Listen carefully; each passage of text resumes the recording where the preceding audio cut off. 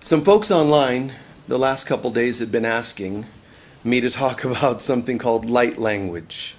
So off we go. There's an ancient kind of a mudra, hand mudras. They're different gestures with the hands, connecting meridians and so forth. And there's one that's a good thing to do when you have talks like this. It's to take either hand and move it across your body. It's called putting on your seatbelt. I'm kidding. So strap in, man, because we're going somewhere. So some folks, are like, light language online, they're like, what? Because somebody asked about it, and then other people are like, what the heck is that? So we want to make this applicable and yet very deep, obviously, comprehensible and so on. But really, light language, what is that?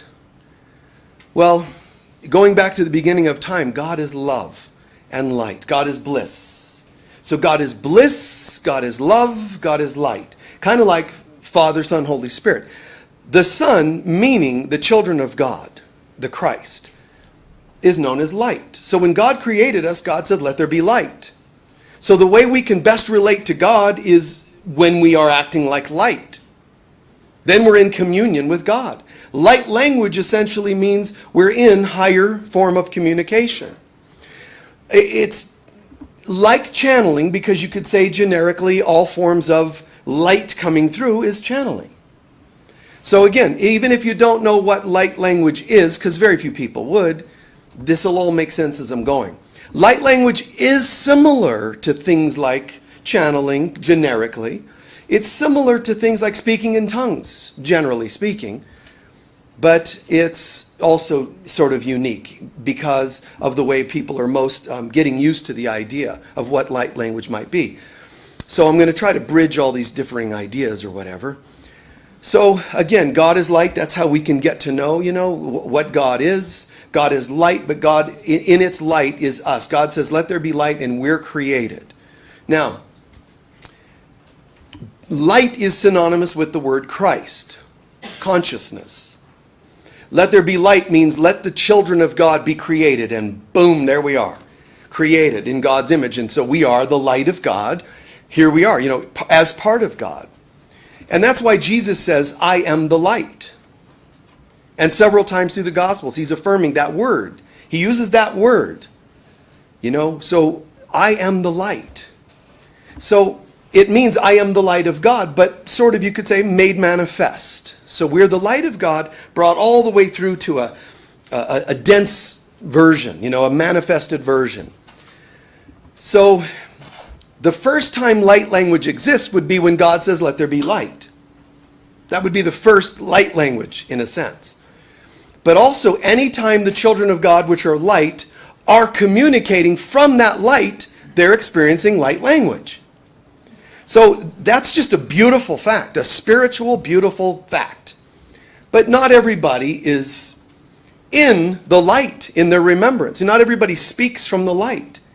At one point in human development, when we descend from heaven through the universe, what's happening is our knowingness, because the ultimate light language for us is to know who we are. Because when you know who you are, you communicate that. Also, when you don't know who you are, you communicate that. But one is love and one isn't. So here we are. We're in our remembrance and we're moving through the universe. And we're able to commune with one another still. But as you go from God consciousness means the bliss, the love, it's God consciousness. But as you start coming through the universe, and so that, even if you don't know what light language is or believe in it, it doesn't matter because you can still hear the rest of this. When we were created and we started coming into this universe, we went from being pure light and we started descending in you could call it like manifesting.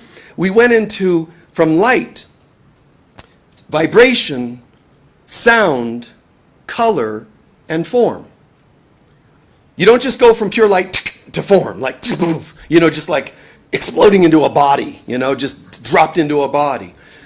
As we descended in consciousness, we more and more materialized. You can sort of understand this by using the color spectrum or sound spectrum. Do, re, mi, fa, sol, la, ti goes higher and higher, so reverse it. Or think of it as very high sound vibration that we were beyond what's perceptible to human ear. We're just using it as a metaphor. Or the color violet descending all the way to red. So there would be this high all the way to, and it's almost the sound effect of us landing. We're very spiritual. Who are you? I don't know, man. I'm feeling kind of dense, We just, you drop into this body. So we went from this spiritual communication we could have at one time with just knowingness that we are. And there's nothing to communicate. God is. God is love. Love is. And that's one knowingness we once had. God is, I am. We are. Woohoo, we're good. And that descends, and starts becoming things like symbolic language, language of symbols, which is still mental communication. And then it descends further as we densified, as we came into the universe, getting denser and denser and denser, because you didn't just go from heaven to Adam Eve kind of concept. We descended in consciousness from spirit with God into spirits, into souls, into astral bodies, into etheric bodies, and eventually physical bodies. One minute we're communing with all that is and we're one, and the next minute language is like a grunt. Hey, hey. I mean, today we walk down the street, hey, like these weird grunts. And it makes you wonder, are we evolving, Hey, hey, hey, but it's like, that's it? So you picture light beings that are communicating sound and feel, we're like, hey. So it's just so contrasted. That doesn't mean, I'm telling you, when you go to work tomorrow, you walk in going, they'd be like, wow, how are we doing on medical for this person? But we gradually densified. Believe it or not, even though we densified, those of us who kept our act together the most, which was a lot of us, we communicated with what's called sacred language. Sacred vowels, sacred syllables. So ancient people still communicated with what we would call today language, but it wasn't programmed language. Now you're told, here's a word, memorize it, here's what it means. Be quiet. That's it. Just do what you're told. That's called programming. I mean, we went from, like the word love has become, I like you a lot. Love is a multi-dimensional thing. I mean, even to the Greeks, the word love has got several translations. I love you can mean I love you as a friend. It can mean I love you as a partner, erotically, all kinds of levels of love. So it's a very interesting thing to me. We descended into matter and we still had sacred languages at one time. The Hebrew language, when it's written, essentially it's almost like little flames. Because there's an essence, there's a fire to it, a consciousness. It's like in every word, there's supposed to be the flame of God or the presence of the Divine Mother, the Holy Spirit in the language. So there was no, hey, how you doing? Or, my grandmother, hey, that kind of like, what are you doing? It's not that dense thing. So sacred languages, which people, we barely have a grip on that anymore. You could say Hebrew, Arabic, Sanskrit, there are some remaining sacred languages, but even those aren't what they were at one time. But sacred languages we once had. And because mankind has densified, we lost the ability to communicate. So we compensate with words, which is strange.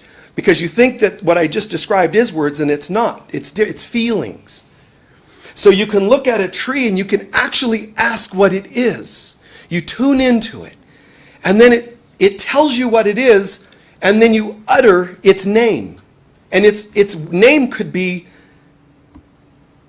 2 letters.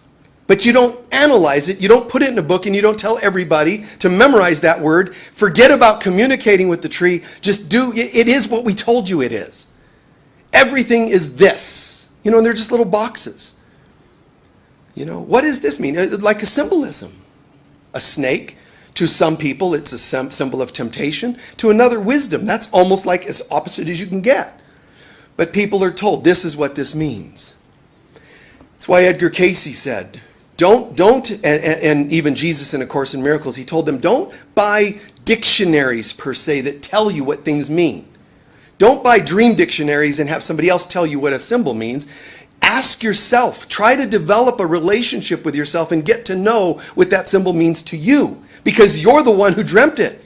It's your subconscious meaning. If I tell you my meaning, now I can give you some guidance when I interpret dreams for people, but I'm having to tap into your consciousness to give you, I don't want to tell you my version of what it means. So it's the same. Light language means I'm tuning into the light and then expressing it, as opposed to I'm trying to remember what I was told this thing is. That's why in sacred languages, ancient, indigenous peoples, they had this ability to, like when we say, hey, when you're saying hello to somebody, hey, how you doing? It's similar to ho.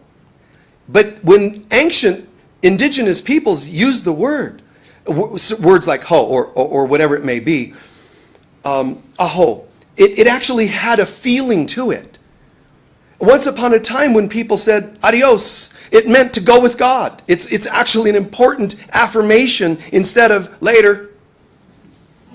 They had deeper meanings. And I'm not saying that tomorrow we're going to change all this. Get everybody back to sacred language. People live in fear so much. You can't know sacred light language when you're in fear. So if you walk around using light language, people are going to think you're kooky because they're kooky, meaning they've lost touch with feeling, with spirit.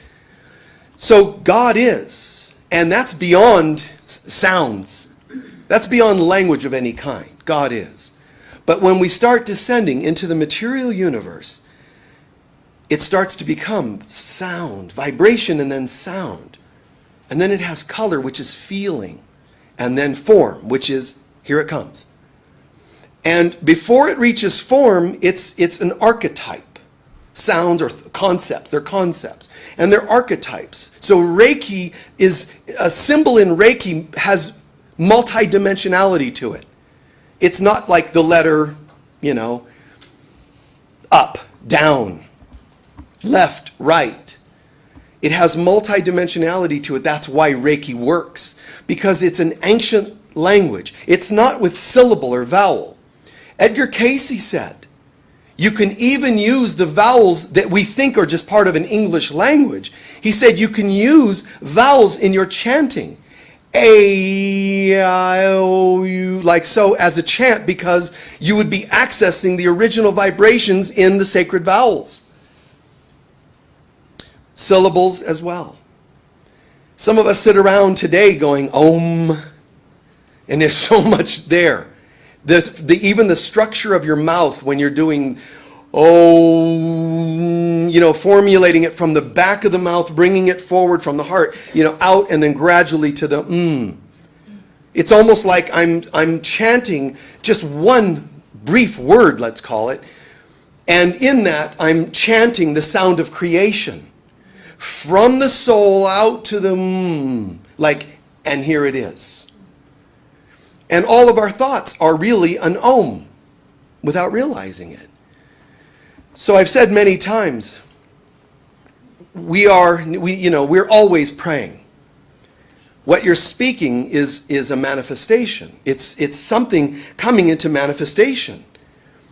But it's kind of a sad thing, but it's predictable just to say that as human beings got denser and denser, we started becoming denser in our ability to communicate. So things became just structured. And I hope this part makes sense, because in other words, people forgot that a word's supposed to have a feeling to it. So when you want to know something, you ask the thing. When you want to know what a horse is, you ask it, and it'll tell you what it is. Why do I need to do that? I used to have a game, you pull the string and it says a horse, and that's all it is to me. So you are still actually living under your, however old you were when you had one of those games, you're actually still believing a horse is what you were taught when you were that age? Told. You're even told the sound it makes. And instead, be as children, Jesus said. And one of the meanings is ask. So ask the horse, what are you? Which sounds strange, sounds ludicrous, but it's, I don't know. Let me find out. What are you? And the horse might download. See, in every symbol, if a picture is worth 1,000 words, then a sound is worth 1,000,000. Because a sound can carry multi-dimensional symbols to us. A sound. So when you say tree, not much to it. Tell anybody. Tell a 5-year-old or a 95-year-old. Tree. Oh yeah, kind of a, and then tree, greenery. It's just like there's this stuck message. Tree. Oh, yeah. Wow. There's not like a wow to the tree.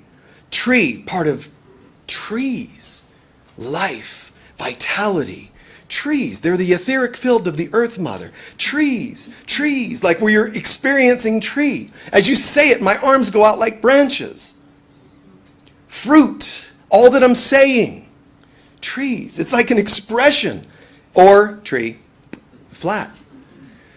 And so light language means to get back to feeling, getting back to the idea that there's sounds, and the sounds aren't just utterances, like linear utterances. They're feelings. One time I led a sacred sites group, and we went out to an open area, and it was pretty astounding because I asked everybody just to quiet and then start looking, out at the world and the wind and the water and and it was pretty amazing because I ask the water what its name is, so to speak. And like even though we're all separate individuals sitting there, people were coming up with the same sounds. The same sounds, because the water in that moment was saying, here's what I am. See, in ancient times, we used to have names that were of those utterances. Et al-an would be someone's name. It was syllables that represented consciousness. Not, I don't want to say a name because somebody's going to go, dude, that's me. So, just not a name. And why is that in your name? Because my dad had that name. Why did he have that? I don't, because there was somebody his father didn't like and named him after that. Just these weird, gratuitous things. They named him because of this or that. Or in ancient times, people, potential parents or to-be parents, they would ask, what is the name of the child? What is this child? And it would be a syllable, or it would be a feeling, or it would even be a picture of what's happening out in nature at the time of its birth. Because they're not saying the kid is to be limited by that. They're saying there's somehow a meaning, something about that water, that beautiful flow of water. This child is in touch with that. So already the child has a bigger name than just name it after the parent. We made everything gratuitous when it's in fact supposed to be multi-dimensional experience. So, the concepts of Lemuria, one place that we originally landed, names represented what you're about. It still does, but not known to people. What you're about. And so indigenous cultures, they used to, from Atlantis and Lemuria, then Atlantis and Egyptian and so on, names still had far more meaning. And gradually, human beings got lost, and they just started naming things after whatever intellectual thing came to mind. So light language is not an intellectual thing, it's more of a feeling thing. And that's a very important piece for us to get. It's a feeling. And I'm going to share, with you some ideas like on the do's and don'ts for anybody to, to start practicing or learning something like this, light language.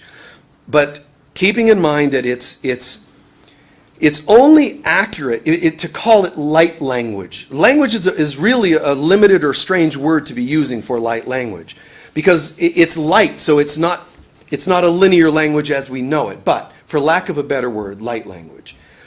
And you can only call it light language if someone that's channeling it is in touch with light, higher dimensions. Pleiadian has a language, Arcturian has it, so there's different kinds of light language. So let's start with this. Remember, first of all, the ultimate light language is the God knowingness, which is not even a language, it's a knowingness. That's the highest. The next level of light language would be angelic. And there is a language, so to speak, for angels, but it's not spoken. It's in consciousness. And then you have galactic, which would be like Arcturian, Pleiadian, Sirian, galactic, higher dimensional beings. And some of you are like, okay, he's lost the plot here. He's like, no, these things do exist, but okay, whatever. So there is a galactic version. And that the denser beings become, the more there's going to be a sort of an uttered language of sorts. But everybody knows, even when you meet with light beings, if you have that sort of experience, even when you see beings of higher dimensions, angels, they speak to you. Believe it or not, they're not actually speaking. They don't have vocal cords. So as soon as you think an angel spoke, it did. But it didn't do it the way you think it did. It just moved its lips so you wouldn't freak out. And it's the same with higher dimensional beings. They actually typically don't have to speak because there isn't a vocal cord structure to create sound. It's coming from consciousness. But it'll still look as though it's coming from lips. The thing is, the difference between, an angelic version and a galactic version is that the angelic is going to be even more a knowingness from mind to mind than the galactic, which will still be communicating or conveying concepts like words. So there'll be certain guidances or whatever. And then there's a human language. There's even etheric in between the galactic and the human. Etheric communication, like fairies and devas and communications of that vibe. But then there's human, and the highest for humans is sacred language. Ancient sacred languages. And I love that.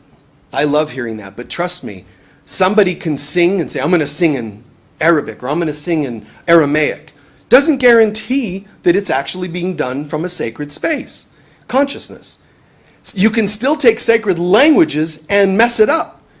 Because I'm going to sing what I learned, and here are the words. Da da da da da da da. You're still hearing like a perversion of a sacred language. It's only sacred if the person doing it gets into a sacred connection. You follow? If there isn't God, then it's not light language because God is light. And there are people that are, kind of, well, I'm channeling acorns, the acorn language, and whatever, fire hydrant language is coming through now.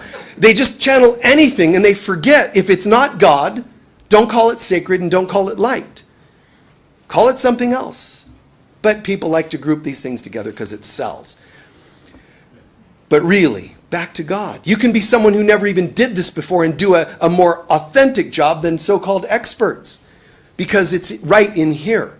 You're actually doing your part to center in and be a great channel of, with this material. So people in this room all have had moments, everybody watching, all have had moments when they're seemingly channeling some sound.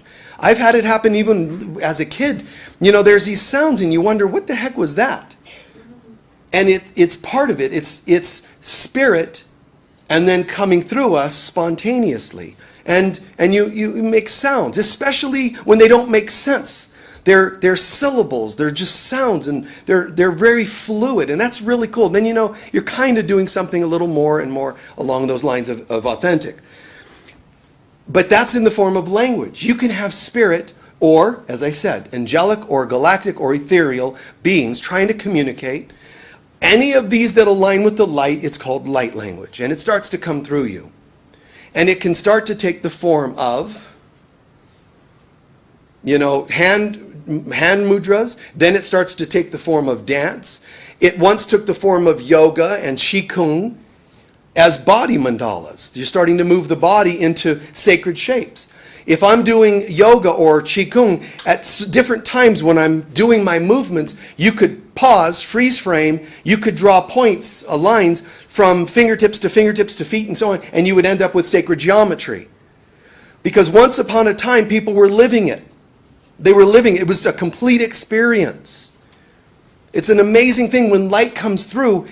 We have lost so much touch with it. When people draw now, they draw linearly. Even if they make curves, it's linear because the consciousness is linear. So light language can come through to you as a poem, as a song, as a hand mudra. People have commented to me that when I'm speaking, my hands are doing things. I never thought about it. It's just happening, but it's organic. My hands end up making gestures because it's all organic. If I said, okay, I'm about to say this, so let's emphasize it without, you know, and it becomes all calculated. Even though people watching go, did you see that? It's still calculated. Calculated might look almost as cool, but it will never have the same feeling. It has to come from something higher. Even when I say higher, it's hands opened by no accident. As soon as I say that, there's a part of my soul that's speaking the words it already knows. To say the word higher or sacred or God, notice the hands will flip open because it means here I am. Fill me. Is that making sense? Hand mudras, it seems strange. Dance movements. But what you're doing is you're expressing what's coming through in the moment. It's like King David. He's feeling the presence of God and he starts dancing through the temple.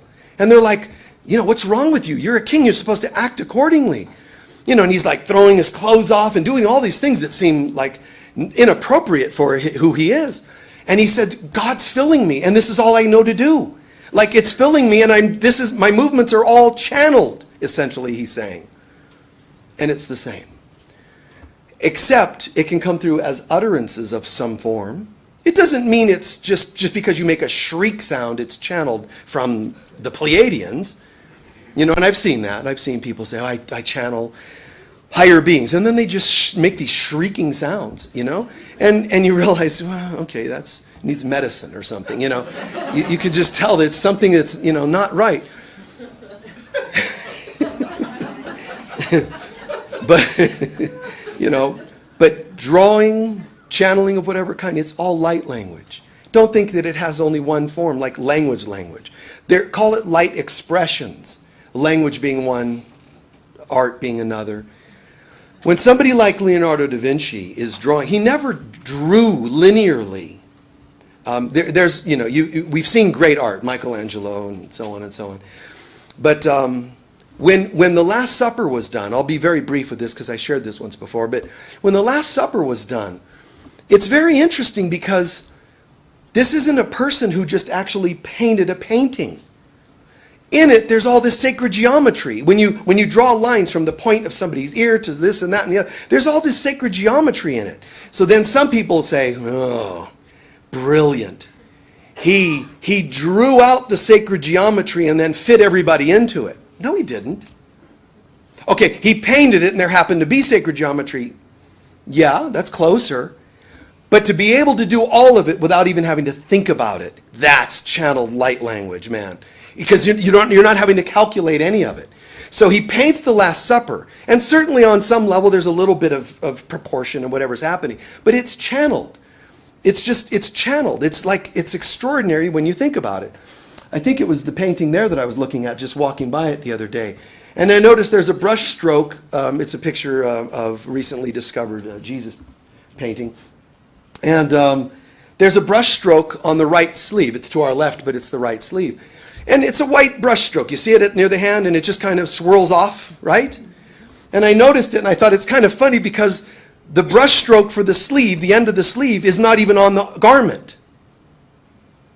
That's not accurate. But why?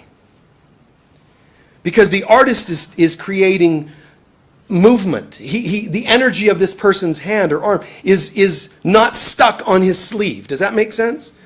It means the artist is able to see or feel things that the linear mind, if that was a photograph, it wouldn't be there.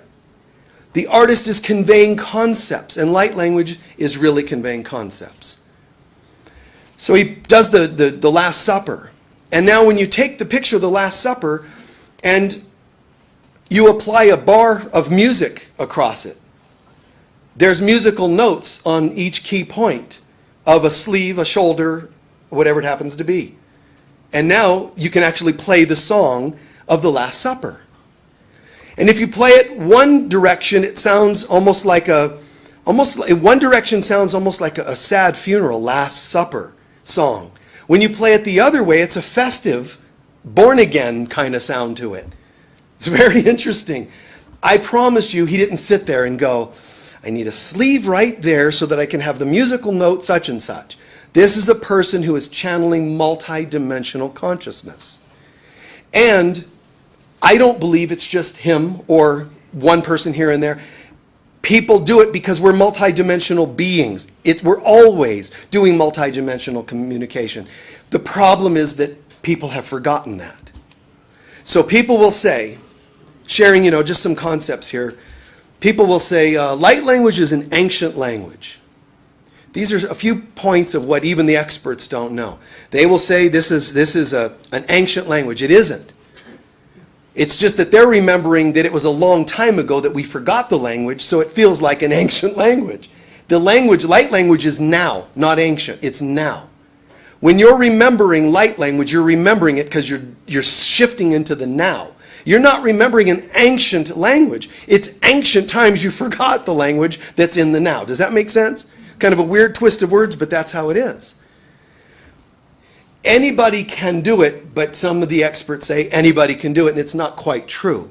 You can't say anybody, period, because there are people that just then start blurting out sounds and they go, wow, look at me. If it doesn't have a few key elements, then it's really, you're not doing it. Anybody can, but not just anybody does. All of us are capable because we're light. We're the light of God, so we can communicate as light. But it takes focus, number one. You have to have focus, trust, and knowing. Focus means I'm going to center in on God is, I am, and here it comes. Focus first. With the focus then, I let go and let God. So it's focus and then it's trust and allow. Here it comes, the sound. And you look at a tree and say, what are you? And all of a sudden this sound comes out. I don't know what that was, but it is today my experience with the tree. Do I say it's always? No, it's today my experience with the tree. Now, I can have individual thoughts, communication with it, and it could be my version of the tree like a symbol, my version of that symbol's meaning. But what's really cool is when you start tapping into the collective and you start to realize you got the same sound as I did for the tree or the sun or the wind, and that's kind of cool because,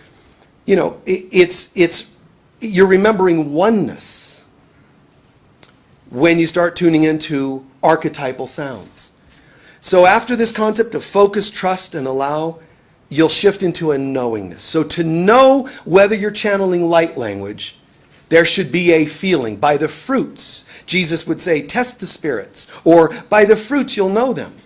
So what that means is, if you sit in front of me and say, Michael, I'm going to channel some light language, and I sit, or I'm channeling it to myself, the recipient, whoever it is, yourself or someone else, the recipient there should be a knowingness that this has an amazing vibe to it.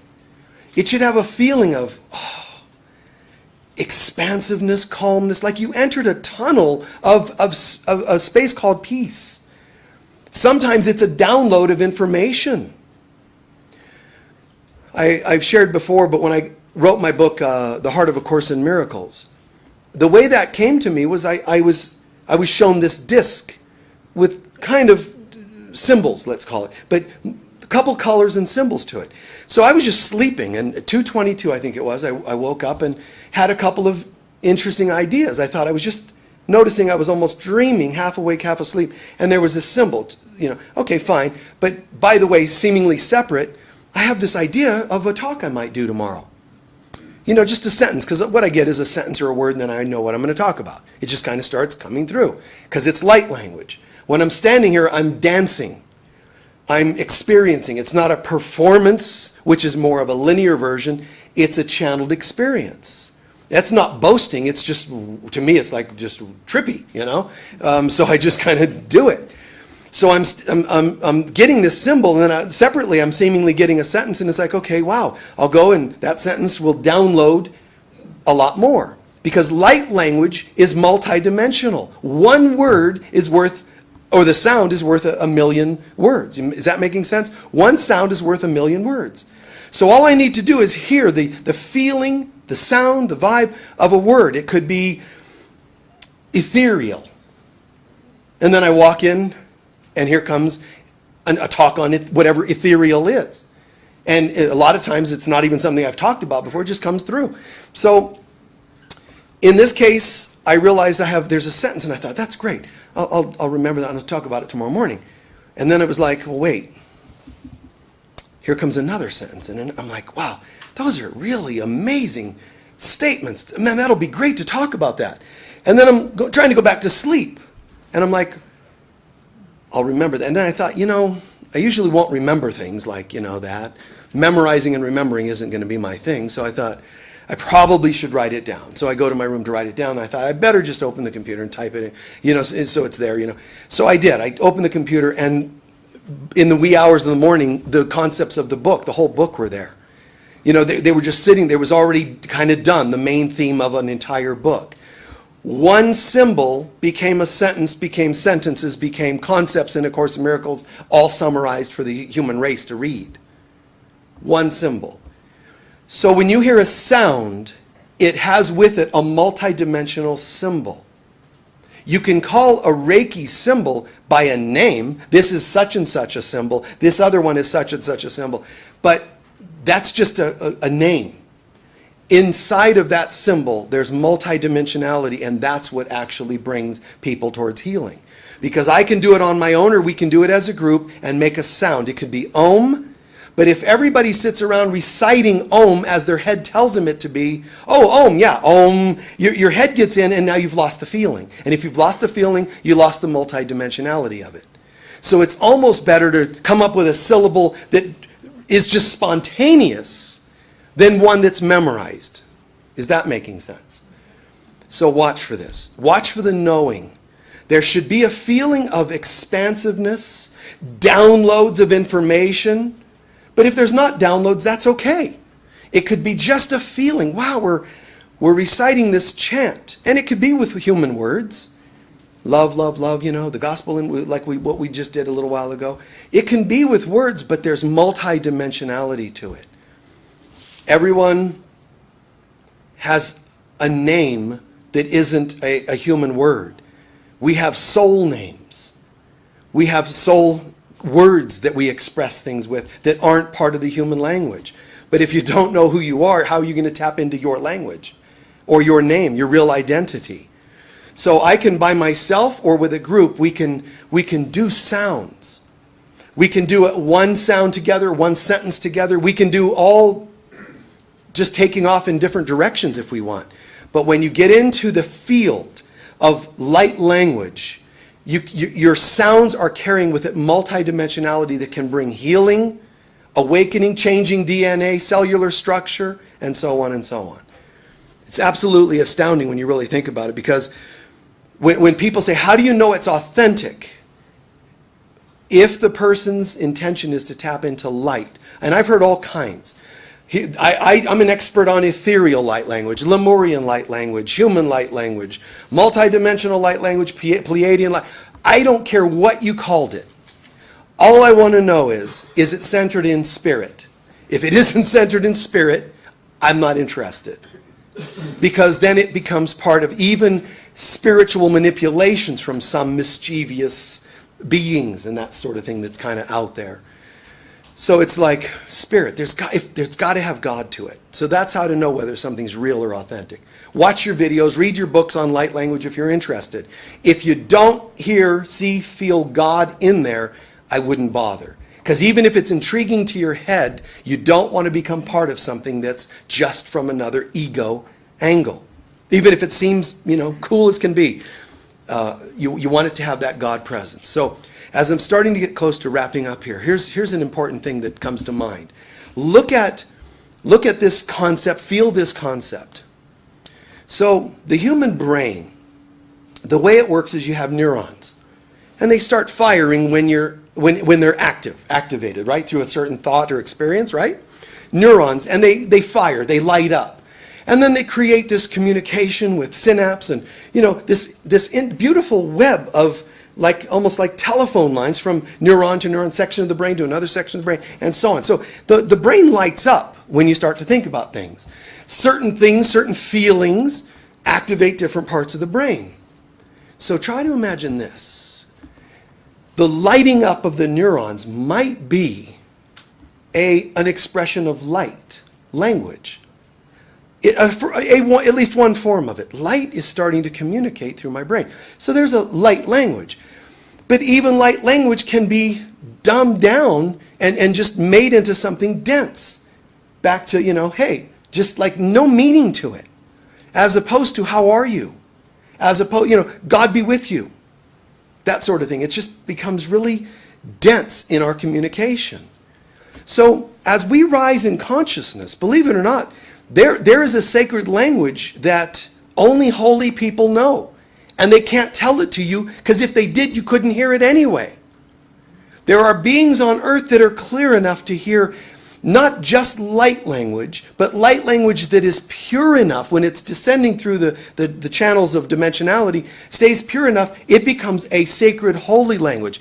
Now, likely there's going to be, if there's not already, somebody's going to hear this and go create a website, holylanguage.me, and they're going to want to be the guy that owns you can't.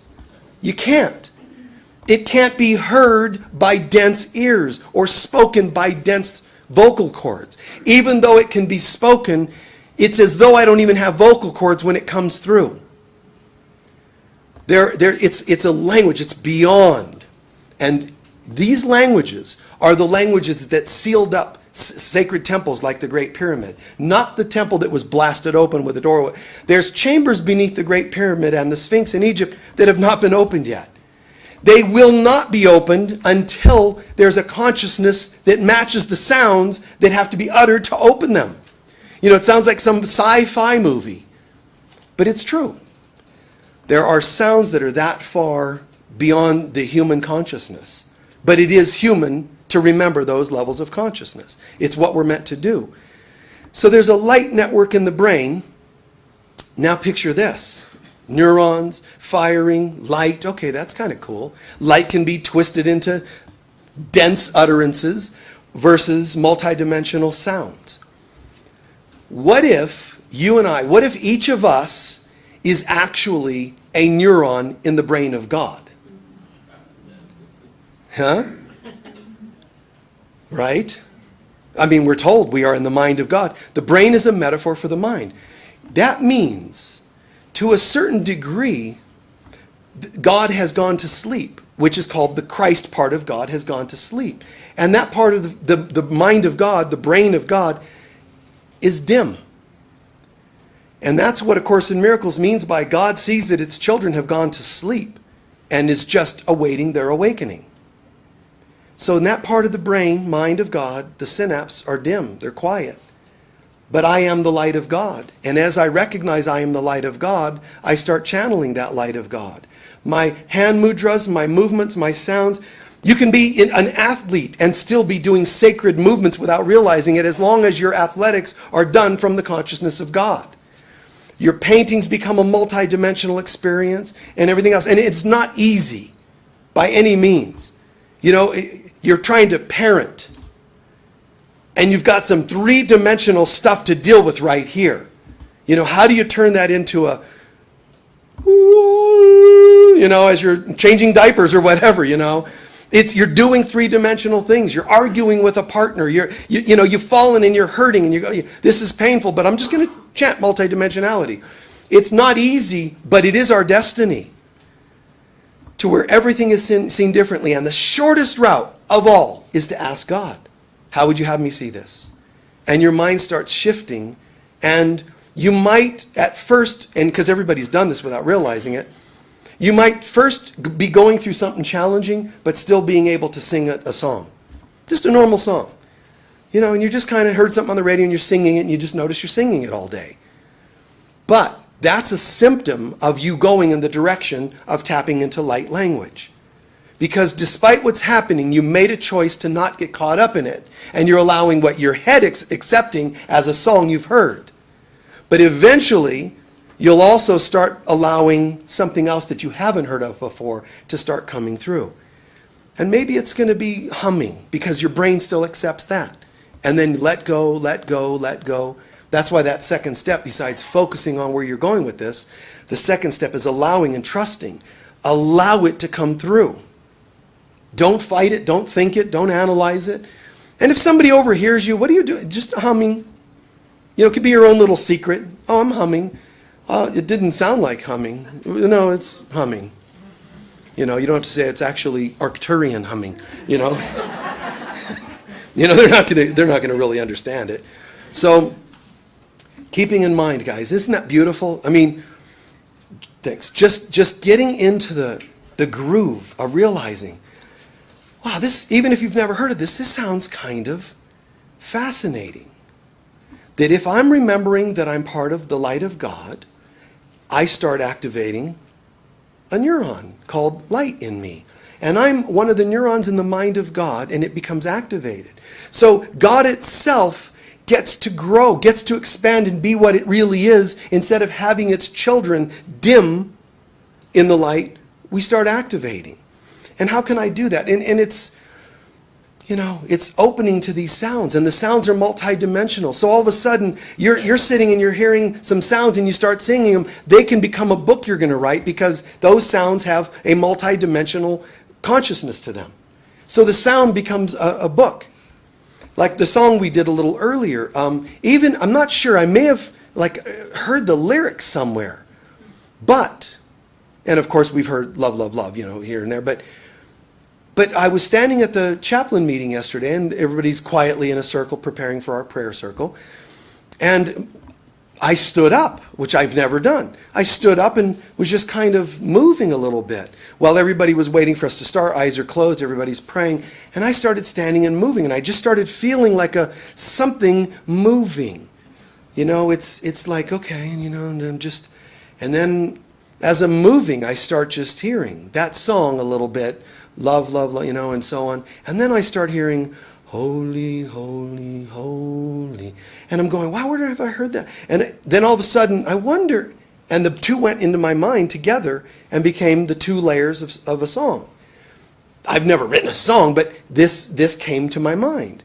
So I asked them, the chaplains, can you do these two parts? They did it, and it fit. So what comes first, the chicken or the egg? Which part? It doesn't matter. All I know is that when I'm standing in the holiness of the room of our prayer circle, things start downloading. Things start happening. Just like the chaplains start sort of channeling guidance and feedback to each other, in terms of questions we're bringing up to the circle for healing. So it brings multidimensionality. It brings healing. If I ask folks, and I've done this before, we make a sound together. And we're going to do that as our meditation here, but we make a sound. Now, inevitably, I ask people just to and then just go back to breathe when you need to and keep or a sound, and just sustain a sound. That's to create kind of a vessel to receive any other sounds. So you're making some sound. Inevitably, there's a singer in the room. And you can tell the singers because they can't just, they have to, let everybody know that they're a singer.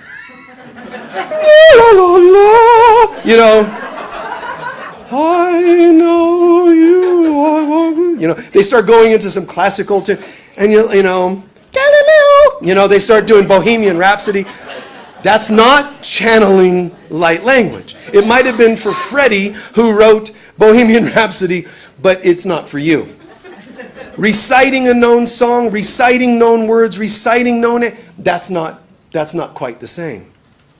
Can be, once in a while, words come through. But generally, you want the spontaneity and the sound. How are you feeling? So you can channel your language, which is how you're feeling. Light language means you get out of the way and you allow to let light flow through. Most righteously, it's spontaneously. Some people will say, I'm going to do a hand mudra that connects certain meridians. I'm going to do a hand mudra that connects certain chakras. That's cool, because they do it to align. What I'm saying is, focus on alignment and see what comes out. Instead of do and see what comes from the doing, be and then let the doing come from that. Does that make sense? Yeah. Center first in the consciousness. Focus in the. It's not wrong to do the others. Again, people will sit, leg, postures, asanas, hand mudras. It's beautiful. It's very, very cool. Yoga before it was staged, like set asanas, was a spontaneous art where you tuned into God and God started guiding you into postures. It became known sets later. They're accurate, they're valid for what they are. It's just different. Do the one anytime you like, but sometimes try the spontaneous. Try and see what comes when you're in the zone. What happens to your hands? What happens to your body? There are these children in there's a community in France, a town, a village, and there's other places on the planet where this happens. But there's a village where once a year, everybody starts going into an ecstatic trance. And it's just the trippiest thing. They'll take objects, spears, swords, sharp objects. They'll fold their bodies over these. They cannot puncture themselves. They cannot harm themselves. Their bodies will fold in ways they cannot fold. It's like all of a sudden everybody's like in Gumby bliss. They can just bend and fold and every direction, and people have taken pictures and filmed it. It's like some strange phenomenon, and they don't know why. Now, of course, the intellectuals are going to say there must be some sort of chemical in the air, whatever. But people are experiencing this, and it's the same. You're getting into a zone, and then you let something happen. So let's take a few centering breaths with that.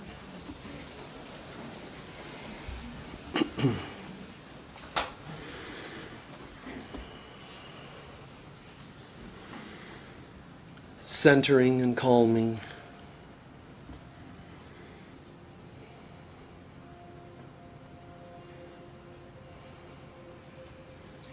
If we're not in a God mood, it's okay.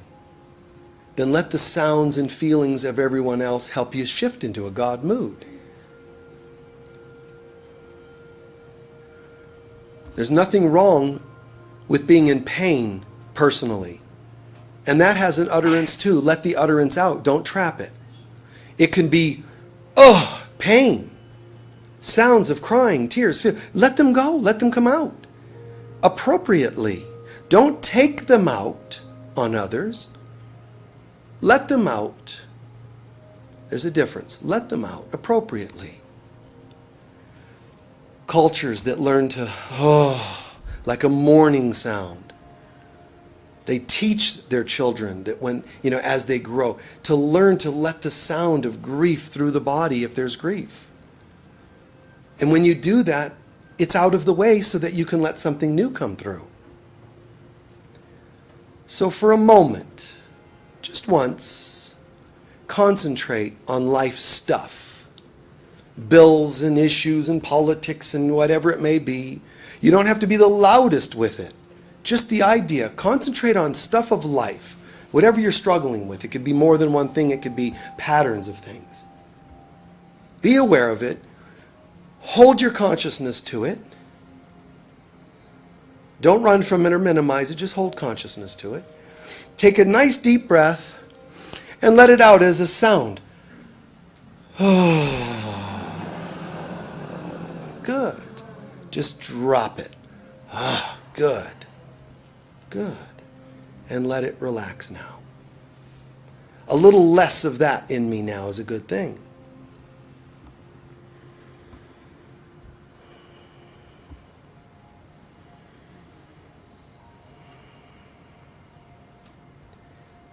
And then imagine ascending from the stuff of life upwards to the etheric realm where you can hear the sparkles of flowers and their color. You can hear the nature spirits and elementals. You can hear them, you can feel them. And they're not just things, they're feelings, sensations, concepts. It's this beautiful stuff. Wow. It's the sap in the trees, but it's the sound and feeling of the sap in the trees.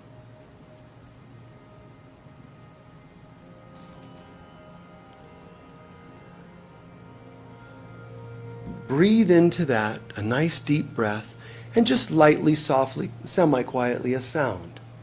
What sound does it make on the exhale? Any sound is fine. Your own experience of the etheric realm. You're not trying to put words to it. You're just glitter and sparkles, life force.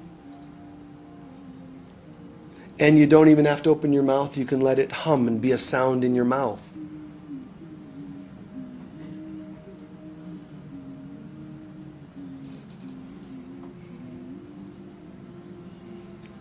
Relax your mind, let that go.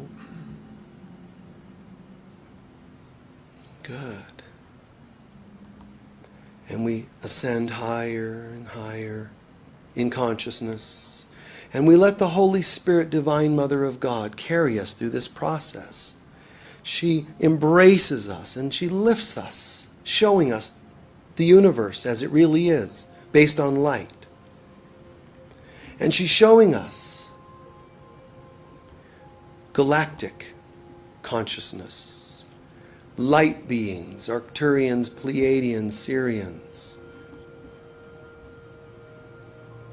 people in the Andromedan system, whatever system feels right for you, draws you, attracts you, and start to hear it, the sound of the stars, the sound of the cosmos.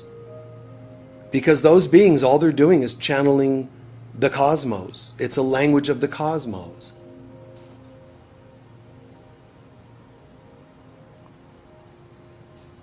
Breathe into that and hear that sound. Deep breath. And let that too make a sound of whatever it may be. In your mouth or out. Good. And just do that for a minute or so, like you're just channeling that language. Just keep doing that for a minute. Doesn't matter, no right or wrong, just let it happen. And just let your hands sit in front of your chest. And let them just move on their own as you're making your sounds. Do they move to your face? Do they move to the space around you? Do they just gently move fingers? Be spontaneous.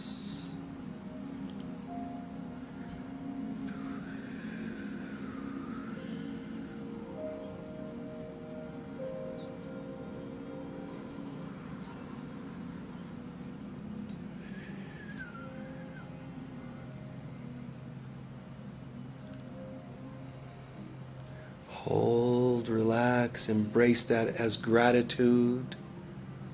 Beautiful, beautiful, beautiful. And Spirit's going to draw us up even further up, further and further up, to the heavens where we hear, feel, experience angelic consciousness.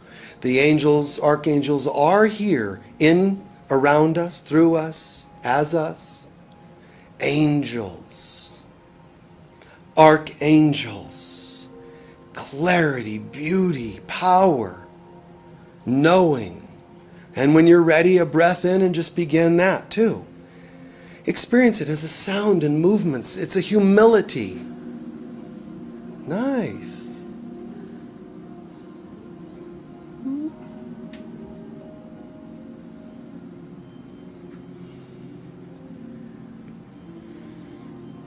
It's gratitude moves through you. Gratitude. Gratitude to be amongst the angels.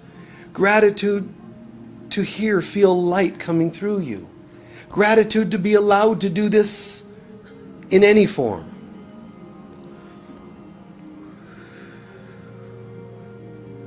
What sound do the angels make when you listen to them collectively?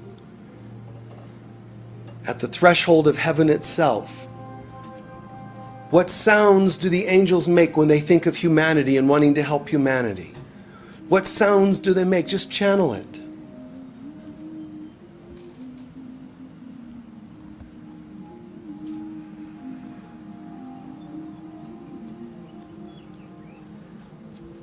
Stay with that. Keep going. Keep going. And even though you're already doing that, the Holy Spirit's lifting us up into heaven itself, into God consciousness, that we are one with the light. And if that takes the form of a sound, so be it. If it's silent, so be it. Whatever it is. In the light of God, I am that I am, and that feels fantastic. It feels beyond words. My heart singing even if there's no sound. I become one with this glorious vibration consciousness. Let that sound, that presence be there in and around us. Let your body, if necessary, respond. Hand mudras, movements, rocking, circling your body, whatever it's doing, let it do. Sometimes our heads tilt forward, sometimes back. Sometimes we bow spontaneously. Sometimes we arch forward and open our hearts. We're in the light of God. And the light of God becomes a language through us, as us. And while we're centered in this light, it can become a book to write. It becomes a poem. It becomes beingness and nothing else, which is everything. It's receiving healing, because every one of these sounds carries with it frequency, healing, messages, songs, poems. It brings all those things because every sound, every bit of light has multidimensionality. So it's all of those.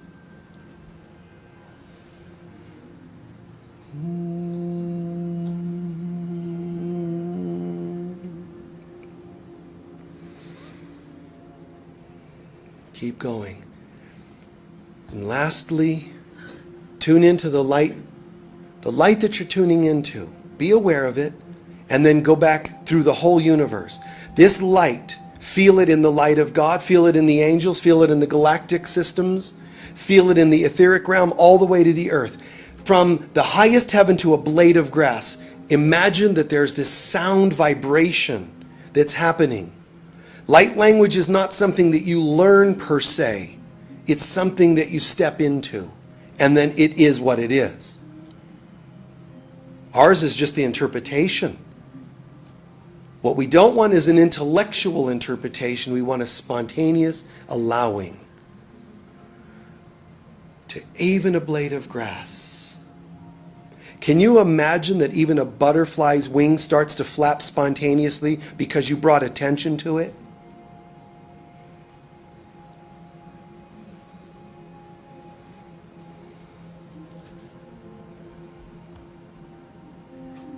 You excited it. The flapping of its wing is its gratitude. The wagging of the dog's tail. The stretching and purring of the cat. All of them are experiencing this. And what that's called is gratitude. The wagging, the stretching, the flapping, it's all part of the gratitude. So nice to be part of something that awakens the gratitude of God and God's children.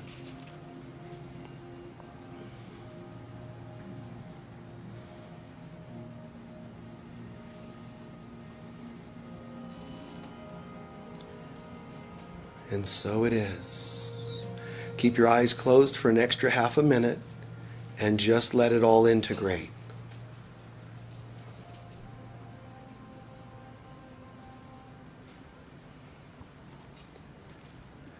Let it integrate into every cell.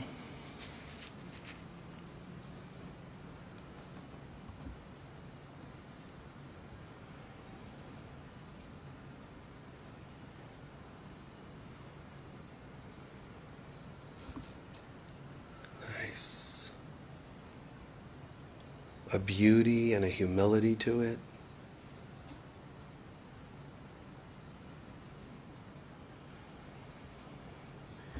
Stretch out and open your eyes when you're ready.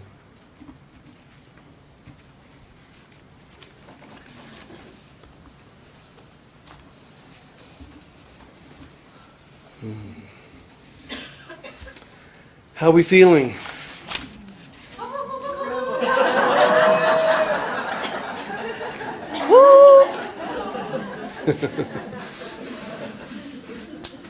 Yeah, isn't that cool? Sometimes without touching the earth, you can take that feeling and you can put your hands near it and just send a vibration into it. I can center into God and bring it to the earth plane. And I can do that in high, sounds or low sounds or spontaneous, just whatever comes through. Depends on what, the intention might be. But the spontaneity is the thing you have to work with and trust. And sometimes it'll be sounds. It's okay. The guttural utterances, that's what pain does. The denser something is, the more guttural and dense it's going to sound. And it's not bad. Let it out so that it's not stuck. When there's a sound, that means there's also that thing in a form in my body. Usually that's not a good thing. You know, in my liver is not usually a good compatibility. Releasing, releasing, releasing. And then when I'm tuning not into my pain, but into the presence of God, I realize that starts to become,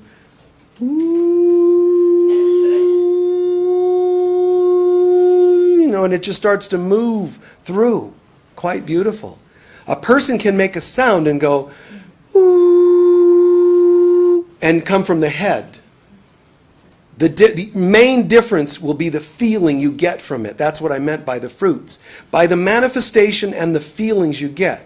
One can sound just like the other, very similar, but there's something different. So with the intention different, the same sound.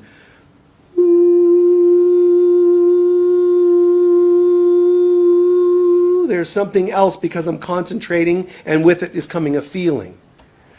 Some people have asked and would ask perhaps, well, can you keep doing that? Can you? Yes and no. I try not to make an ism out of things, because I'm up here doing this. If I start doing toning and chanting and too much, the healings, and it starts to get a little weird for some people. And not that it's not weird now. I mean, obviously I'm weird enough, but I'm saying that when people ask for me to do more things like that, it's best sometimes not to make things so grand. And on that note, I wanted to say to you guys, I've communicated, a lot of you email and send messages and feedback and online, just tremendous feedback for what we're doing. And, I'm aware, it's going to sound strange to sort of apologize, but it isn't an apology. I realize we do some very deep things here. We're certainly not like just a center or a church or a whatever. And I know some people, in retrospect, some people would have preferred staying a little more just do a gospel-y talk, and that it was never me. So you're sort of stuck with this, I guess. It's gone too far for me to go back. So weird is what we're going to be. Cheers. But it's an interesting thing because and if you're a guest, it's not like we just talk about spaced out galactic things every time I'm talking. Sometimes it's on setting boundaries in relationships. It's whatever's coming up, the greatest good. It's whatever happens. But I have, it has come to my mind once about a year ago, and then again recently with feedback and stuff that, wow, how cool this is. And then for some people, it's like, how are we supposed to do this every week? It's so much. So to do it every week is like too mind-blowing. Keep it simple, just little crumbs every week so that more masses of people can handle it. Well, we're already typically full anyway. So we don't, it is what it is, So I hope that you understand that. And if ever you guys think it is too much, let me know. I don't know. I mean, it is me. This is what happens when I tune in. But I can certainly try to simplify or whatever you'd call it a little bit more if that's what the greater good is asking for. I mean, I try to serve not just God, but all of us as we're in this process in remembrance. So keep that in mind in case it's important to you. I'm open to hear that. Just keep doing it exactly the way that you are doing it, Mike. Thank you.